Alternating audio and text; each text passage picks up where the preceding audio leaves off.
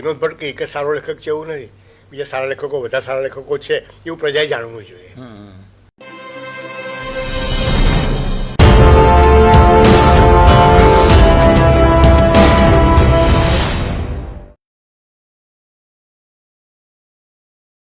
વિનોદભાઈ, જીવનમાંથી હાસ્ય અને હાસ્યનું એક જીવન એવા બે પરિમાણ એટલે વિનોદ ભટ્ટનું આખું કથાનક બનતું જાય છે.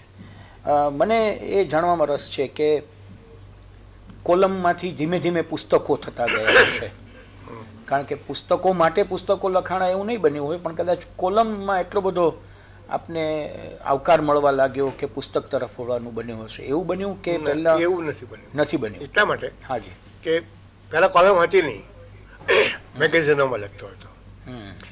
ત્યાર પછી મેં મારા ઓછામાં ઓછા પુસ્તકો કોલમોમાંથી બનાવ્યા છે. વાહ વાહ. આખા તરીકે મારું વિનોદની નજરે પુસ્તક છે મારું, એ કુમારમાં મારી ચાલતી શ્રેણી એમાંથી બનાવ્યું.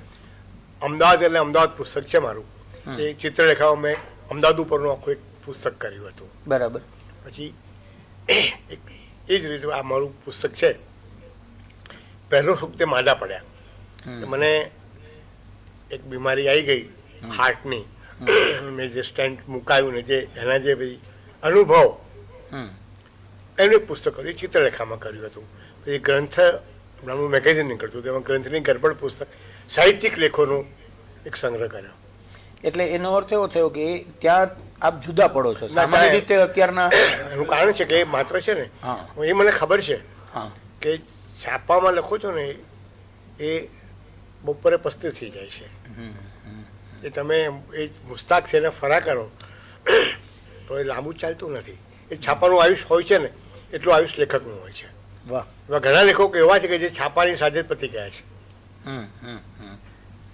જેમ કે યુગમાં પણ ગાંધી યુગના લેખકો કહેતા હતા રવ દેસાઈ, ગાંધી યુગ પૂરો થયો ને રવ દેસાઈને લોકો યાદ કરતા ઓછા થઈ ગયા છે. એ રીતે તમે છાપામાં જ જો મુસ્તાક થઈને ફરા કરો કે બાપુ આ જ મારું જીવન છે તો પછી અલ્પાયુષ છે. તો એનો અર્થ એવો થયો વિનોદભાઈ કે જે લેખન પ્રવૃત્તિ છે એને you took very seriously. I am very serious about humour. Oh, very good. In the sense, Bachubhai Rawat કુમારના તંત્રી એમણે મને કહ્યું હતું, મારી કોલમ ચાલતી હતી સંદેશમાં, અને મારી અહીંયા વિનોદની નજરે શરૂ કર્યું. તો મને કહે છે વિનોદભાઈ, કુમાર તમને પુરસ્કાર એટલો નહીં આપે સંદેશ એટલો. સંદેશ તમને પ્રસિદ્ધિ અપાવશે કે અપાવે છે, કુમાર તમને પ્રતિષ્ઠા અપાવશે. વાહ. અને એ સાચું પડ્યું. બચુભાઈ મેન્ટ વોટ ઇઝ સેડ, અને એ વાત પુરવાર કરી બતાવી એમણે. અને કુમાર એક સ્થાન.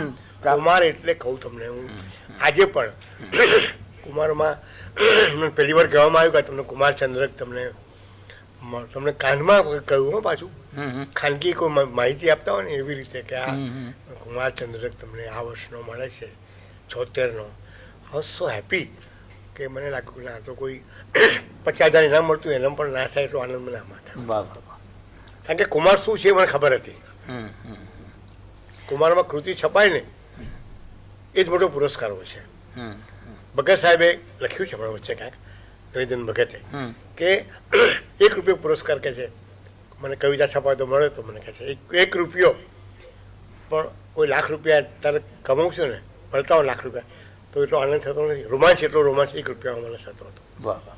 એવો રોમાંચ મને કુમારમાં છપાતા મારા લખાણો વાંચીને થાય છે. અને એ કુમારનો કુમાર ચંદ્રક પણ કુમારચંદ્ર પણ મને મળેલો છે. એ મારી આ વિનોદની નજરે ચાલતી હતી ને એને કારણે મને. અને વિનોદની નજરે ઉપરાંતના પુસ્તકો ઉપરાંત અત્યાર સુધીમાં લગભગ કેટલા? આમ દત્તક પુત્રો બી પોતાના ઘણા કરતા હોય છે ને આશ્રમમાંથી એ પોતાના નામે ચલાવે. મારા સંપાદનો ઘણા છે. આખા તરીકે જ્યોતિર્નંદ દવે, ચંદ્રાવદન મહેતા, ધનસુખલાલ મહેતા, એ બધાના તારક મહેતા, આ બધાના સંપાદનો પણ કર્યા છે.